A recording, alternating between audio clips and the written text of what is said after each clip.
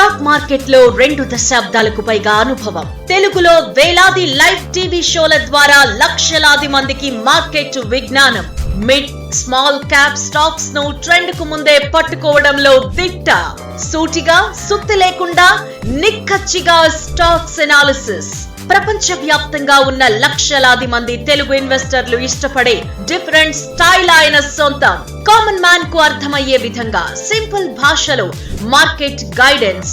Analyst శేషును వ్యక్తిగతంగా కలిసి ఆయన వ్యూహాలను తెలుసుకునే అద్భుత అవకాశం. రిజిస్ట్రేషన్ కోసం 7702906749 లో సంప్రదించండి. హలో అండి, వెల్కమ్ టు ప్రాఫిట్ మాస్టర్. ఇక ఈరోజు మనం ఈ వీడియోలో ఒక 3 స్టాక్స్ గురించి మాట్లాడుకుందాం. మనం తెలిసిందే, మన వీడియోస్ కింద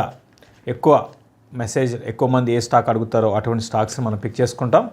అందులో ఈరోజు మనం మాట్లాడుకునే స్టాక్స్లో ఒకటైతే రీటైల్ ఇన్వెస్టర్స్కి బాగా ఇష్టమైన స్టాకు. సో 25 రూపీస్లో ఉన్న స్టాక్ అనమాట. సో ముందుగా బయోకాన్ గురించి లాస్ట్ వీడియో కింద బయోకాన్ గురించి అడుగుతున్నారు. ప్లస్ దానికి ముందు కూడా కనుక గమనిస్తే 1-2 వీడియోస్ కింద 2-3 కూడా బయోకాన్ గురించి అడిగారు. ప్లస్ నేను కూడా బయోకాన్ని ఎందుకు చెప్పాలనుకుంటున్నానంటే, సో ఇది కొన్నేళ్ల పాటు అంటే పెరగకుండా ఒకే రేంజ్లో ఉండడము, రీసెంట్గా కొంచెం పెరిగింది. అంటే బాగా ఇన్వెస్ట్ చేసిన వాళ్ళందరికీ బాగా సతాయించింది.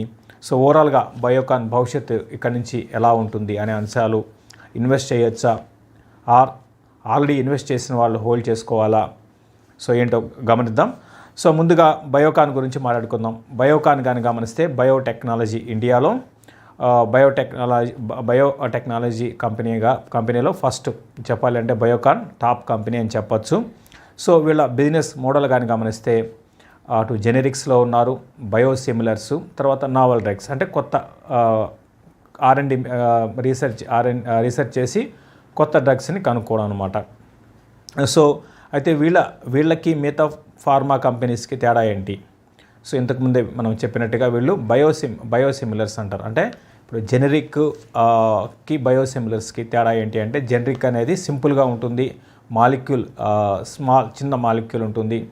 సో బయోసిమిలర్స్లో కొంచెం మనకి కాంప్లెక్స్ ఉంటుంది తయారు చేయడానికి. తర్వాత మాలిక్యూల్ కూడా చాలా వరకు పెద్దది, లార్జ్ మాలిక్యూల్ ఉంటుందన్నమాట. అంటే మాలిక్యూల్స్ ఫర్ ఎగ్జాంపుల్ మీకు చెప్పాలంటే ఇన్సులిన్స్ ఉంటాయి కదా, అవన్నీ కూడా బయోసిమిలర్స్ కింద వస్తాయి. ఇన్సులిన్ ఇంజెక్షన్ తీసుకుంటారు కదా అందరూ, సో అవన్నీ కూడా బయోసిమిలర్స్ కింద వస్తాయి. దీంతోపాటు జుమాబ్స్ అండ్ ముబాబ్స్ అంటాం, అంటే యాంటీ క్యాన్సర్ డ్రగ్స్, అదేవిధంగా ఇమ్యూనోసప్రెసెంట్ డ్రగ్స్ అనమాట. వీటిని జుమాబ్స్ అంటాము. జుమాబ్స్ అంటే క్యాన్సర్స్ అనమాట, ఎక్కువ క్యాన్సర్కి వాడుతూ ఉంటారు. సో ఇటువంటి మందులు తయారు చేయడంలో వీళ్ళున్నారు. దీంతోపాటు ఎక్స్పోర్ట్స్ కూడా చేస్తారు, వేరే దేశాల్లో కూడా వీళ్ళకి మంచి బ్రాండ్ ఉంది. ఇంకా చెప్పాలి అంటే వీళ్ళు కాంప్లెక్స్ డ్రగ్స్లో తయారు చేయడంలో ఉన్నారు. ఇంకా చెప్పాలి అంటే R&D అండి. వీళ్ళ మెయిన్ ఏంటంటే మన ఇండియాలో హైయెస్ట్ రీసెర్చ్ అండ్ డెవలప్మెంట్కి R&Dకి ఖర్చు పెడుతున్న ఏకైక కంపెనీ బయోకాన్ అనమాట. అంటే మిగతా వాళ్ళు పెట్టలేదా అని కాదు, మిగతా వాళ్ళు కూడా పెడతారు. కాకపోతే వీళ్ళంతా R&Dకి ఖర్చు పెట్టే కంపెనీ ఏదీ లేదు మన ఇండియాలో. అయితే వీళ్ళే అంటే ఎక్కువగా రీసెర్చ్ చేయడము, లైక్ రకరకాల అంటే అంకాలజీ మీద రీసెర్చ్ చేయడము, లేదా టైప్ 1 టైప్ 2 డయాబెటీస్ మీద రీసెర్చ్ చేయడం, ఈ విధంగా మనం చూస్తూ ఉన్నాము.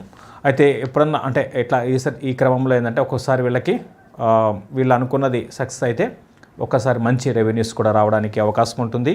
సో భవిష్యత్తు అయితే బాగుంది అని నేను అనుకుంటున్నాను. ఎందుకంటే వీళ్ళున్న అంటే బిజినెస్లో ఏదైతే ఉందో ఇప్పుడే అనుకున్నాం, అంకాలజీ, మరి ముఖ్యంగా అంకాలజీలో చాలా పెద్ద పోర్ట్ఫోలియో వీళ్ళకు ఉంది. సో అన్ని దేశాల్లో వీళ్ళకి ఎక్స్పోర్ట్స్ చేస్తారు.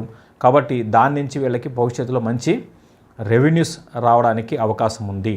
కాబట్టి ఈ కంపెనీ మీద నేను ఓవరాల్గా అంటే నాట్ ఓన్లీ అంకాలజీ అని మిగతా అదర్ ఏవైతే ఉంటాయి, అంటే వీళ్ళేంటంటే మామూలు డ్రగ్స్ వీళ్ళు తయారు చేయరు. అంటే అన్ని ఫార్మా కంపెనీలాగా మామూలు యాంటీబయాటిక్స్ కానివ్వండి అటువంటివి చిన్నవి తయారు చేయరు. వీళ్ళు ఏంటంటే కొంచెం కాంప్లెక్స్ దాంట్లో ఉన్నారనమాట. దీంతోపాటు ఇంతకుముందు నేను చెప్పినట్టుగా R&D కూడా మంచి R&D ఉంది. అయితే అన్నిటికన్నా ఇప్పుడంతా మనం పాజిటివ్ మాట్లాడుకున్నాం. అన్నిటికన్నా మేజర్గా మైనస్ పాయింట్ ఏంటి?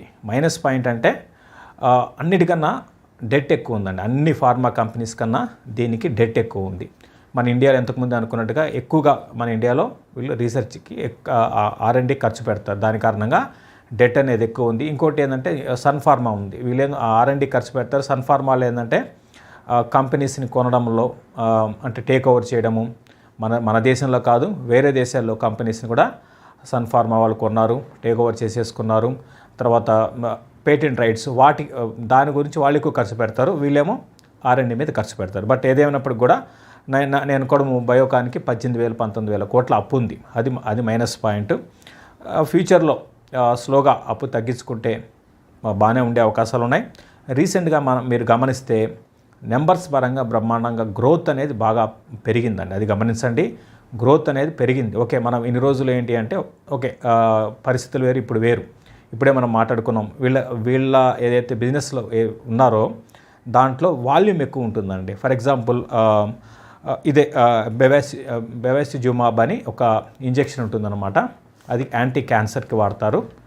సో ఇది కానీ గమనిస్తే 40,000 రూపాయలు, ఒక 400 mcg 40,000 రూపీస్ అనమాట. చాలా ఎక్కువ రేట్, మన ఇండియన్ కరెన్సీ ప్రకారం చెప్తున్నాను. కాబట్టి ఏంటంటే ఇటువంటి వాటికి బాగా అంటే వాల్యూమ్ ఎక్కువ ఉంటుంది. సో గ్లోబల్గా కూడా మనకి అన్నిటికన్నా ఎక్కువగా అంకాలజీ రెవెన్యూస్ ఎక్కువ ఉంటాయండి గ్లోబల్గా. ఇండియాలో కాదు, ప్రపంచవ్యాప్తంగా అన్ని మందుల్లో ఏవి ఎక్కువ సేల్స్ ఎక్కువ ఉంటాయంటే క్యాన్సర్ రిలేటెడ్ జిమాబ్స్ అనుకుంటున్నాం కదా, వాటికి రెవెన్యూస్ చాలా ఎక్కువ ఉంటాయి. ఎందుకంటే వేలల్లో ఉంటాయి, లక్షలు, ఈవెన్ మీకు ₹1,00,000 ఇంజెక్షన్స్ కూడా మనకి ఉన్నాయండి. అంటే అటు క్యాన్సరు, తర్వాత ఇమ్యూనో సప్రెసెంట్స్ అంటాం అనమాట. అది కూడా ₹1,00,000 ఉండే ఇంజెక్షన్స్ మన ఇండియాలో కూడా ఉన్నాయి. కాబట్టి ఏంటంటే భవిష్యత్తులో మంచి బాగుంటుంది, భవిష్యత్తు ఫ్యూచర్ పరంగా బాగుంటుంది. కాబట్టి ఇది పెరగడానికి రెడీగా ఉందండి. ఇన్ని రోజులు ఒక ఫేజ్ చూసాము మనం, ఇప్పుడు కూడా స్టాక్ మార్కెట్ అని కాదు, ఒక బిజినెస్ లాగా చూడాలి. కాబట్టి మన విజన్ ఏంటంటే భవిష్యత్తుని ముందు ఆలోచించాలి. కాబట్టి భవిష్యత్తు బాగుంటుంది. కాబట్టి ఇప్పుడు దీనికి అప్పు ఎక్కువ ఉన్నా కూడా ఫ్యూచర్లో దీన్ని ఓవర్కమ్ చేసి వీళ్ళు బయటకు వచ్చే అవకాశాలు ఉన్నాయి. దీంతోపాటు అందరికీ తెలుసో తెలియదో సింజీన్ ఇంటర్నేషనల్ అనే కంపెనీ ఉంది. దాన్ని ఎప్పుడో మీకు చాలా 300-400 రూపాయలప్పుడు నేను చెప్పాను, అది ఎక్కడికో వెళ్ళిపోయిందనమాట. అది వీళ్ళదేనండి, బయోకాన్ సబ్సిడరీ కంపెనీ. దాంట్లో బయోకాన్ వాళ్ళకి దగ్గరగా 55% స్టేక్ ఉంది. ఇంకొక గమ్మత్తైన విషయం ఏంటి అంటే బయోకాన్ మార్కెట్ క్యాప్ 32,000 crores అయితే ఇది దగ్గరగా సింజీన్ ఇంటర్నేషనల్ 30,000 crores. ఇది దీని రెవెన్యూస్ ఇంకా చాలా తక్కువ ఉన్నాయనుకోండి. But okay, even Syngene international ముందుకు వెళ్ళినా కూడా బయోకాన్కి దాని వాల్యుయేషన్స్ బయోకాన్కి కూడా వస్తాయి కదా. కాబట్టి ఇటు చూసినా కూడా అది కూడా పాజిటివ్ అంశమే. కాబట్టి ఓవరాల్గా బయోకాన్ మీద నేను పాజిటివ్గా ఉన్నాను. నెక్స్ట్ రానున్న రోజుల్లో ఇది ముందుకి వెళ్ళే అవకాశాలే ఎక్కువ ఉన్నాయి. డౌన్ సైడ్ రిస్క్ అయితే ఉండకపోవచ్చు. ఇది పెరగడానికి సిద్ధంగా ఉంది. మీరు దీన్ని కరెక్షన్స్లో లాంగ్ టర్మ్కి నేను చెప్పేది ఏంటంటే ఒక 3 ఏళ్ళకి 4 ఏళ్ళకి ఉద్దేశం ఉంటే దీన్ని కొనుక్కోవచ్చు. ఇంతకుముందులాగా అయితే సతాయించదు, కొంచెం పెరగడానికి అవకాశం ఉంది. ఇక అందరికీ ఇష్టమైన స్టాకు ఎస్ బ్యాంక్ అనమాట. చాలామంది లాస్ట్ వీడియోలో కానీ గమనిస్తే చాలామంది ఎస్ బ్యాంక్ గురించి అడుగుతున్నారు. ఎస్ బ్యాంక్ గురించి అడిగితే దానికి అందరు ఎక్కువ లైక్ చేస్తున్నారు. ఎందుకు అంటే ఎస్ బ్యాంక్ అందరూ కొంటున్నారు, లక్షల షేర్లు కొంటున్నారు. కారణం ఏంటి అంటే సింపుల్గా లాజిక్, ఇప్పుడు 25 రూపాయలకు వచ్చింది, 26కి వచ్చింది అనుకోండి. ఇంతకుముందు అంతా కూడా 17, 18 ఒక 4 ఏళ్ళు 5 ఏళ్ళు అక్కడక్కడే ఉంది. మార్కెట్లో ఎంత పెరిగినా, అన్ని రకాల స్టాక్స్ పెరిగినా ఇది పెరగలేదు. ఈ మధ్య లాస్ట్ 6 నెలల్లోనే ఇది 55% అనుకుంటా. సరే 1 ఇయర్లో 56% ఎంత పెరిగింది. లాస్ట్ 1 ఇయర్లో జరిగిన పరిణామం అది. మరి ముఖ్యంగా లాస్ట్ 6 నెలల్లోనే బాగా పెరిగింది. రీసెంట్ హై 32 నుంచి కొంచెం కిందకు వచ్చింది. దీని గురించి పెద్దగా చెప్పడానికంటూ ఏం లేదండి. పాత హిస్టరీ మీ అందరూ తెలిసిందే. బ్యాంక్ కొలాప్స్ అయితే ఆర్బీఐ అంటే గవర్నమెంట్ ఆర్బీఐ ఇంటర్వ్యూన్ అయ్యి ఎస్బీఐ చేత స్టేక్ తీసుకున్నారు. ఎస్బీఐ ఇన్వాల్వ్ అయింది. బట్ ఓవరాల్గా అక్కడి నుంచి చూసుకుంటే పరిస్థితులు చక్కబడ్డాయి. ఇప్పటికీ కొంచెం రోజుకి పరిస్థితులు అయితే బాగానే ఉన్నాయి. అసెట్ క్వాలిటీ కూడా పెరుగుతుంది. అసెట్ క్వాలిటీ కూడా బాగుంది, ఇంప్రూవ్ అవుతుంది. అయితే కాకపోతే ఏదంటే గ్రోత్ ఉండదండి. ఇప్పుడు మీరు సింపుల్గా ఆలోచిస్తే ప్రైవేట్ బ్యాంక్స్ లాగా ఇది అద్భుతంగా ముందుకు వెళ్తుంది. ఎందుకంటే దీనికంటూ దీన్ని మేనేజ్మెంట్ ఎవరు అంటే అటు గవర్నమెంట్ వాళ్ళు అపాయింట్ చేసిన మేనేజ్మెంట్ ఉంటుందన్నమాట. వాళ్ళు బాగా చేయరా అంటే అట్లా కాదు. మనకి ఏంటంటే వ్యాపారంలాగా చేయాలన్నమాట. సో కాబట్టి ఏంటంటే ప్రైవేట్ బ్యాంక్స్కి ఉన్నంత గ్రోత్ అయితే ఉండదు. ఇంకా 25 రూపాయలు చిన్నగా ఎందుకు ఉంది అంటే ఒక సింపుల్గా అంటే ఈక్విటీ అనేది చాలా వేల కోట్ల ఈక్విటీ అండి. ఇది ఈక్విటీ మనకి పెద్దగా ఉన్నప్పుడు స్టాక్ చిన్నగా ఉంటుంది. ఇటువంటివన్నీ కూడా మనం ఇన్వెస్టర్స్ మీట్లో మనం మాట్లాడుకున్నమాట. మనకి మొన్న విజయవాడలో అయింది, ఇప్పుడు హైదరాబాద్లో చాలామంది అడుగుతున్నారు. మార్చి 10న ఇన్వెస్టర్స్ మీట్ హైదరాబాద్లో మనం పెట్టాలనుకుంటున్నాం. కాబట్టి ప్రతి ఒక్కరు కూడా హాజరు కాండి. ఆ రోజు మనం చాలా స్టాక్స్ విజయవాడలో చాలా స్టాక్స్ మనం గ్రోత్ స్టాక్స్ గురించి మాట్లాడుకున్నాం. సో అట్లనే ఈ హైదరాబాద్లో కూడా అటువంటి స్టాక్స్ గురించి మాట్లాడుకుంటాం.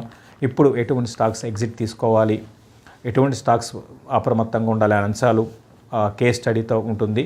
కాబట్టి ప్రతి ఒక్కరు కూడా హైదరాబాద్లో ఇన్వెస్టర్స్ మీట్కి హాజరు కావడానికి ప్రయత్నం చేయండి. మార్చి 10వ తారీఖు హైదరాబాద్లో ఇన్వెస్టర్స్ మీట్ ఉంటుంది. ఇక ఎస్ బ్యాంక్ విషయానికి వస్తే ఇంతకుముందు చెప్పినట్టుగా ఇది ట్రేడర్ ఇష్టమైన స్టాకు. రోజు వాల్యూమ్స్ ట్రేడింగ్ పరంగా మంచి వాల్యూమ్స్ జరుగుతాయి. నష్టమేం ఉండదండి. ఇప్పుడు ఈ మధ్య పెరగడం స్టార్ట్ అయింది కాబట్టి ఉన్న పొజిషన్ హోల్డ్ చేయండి.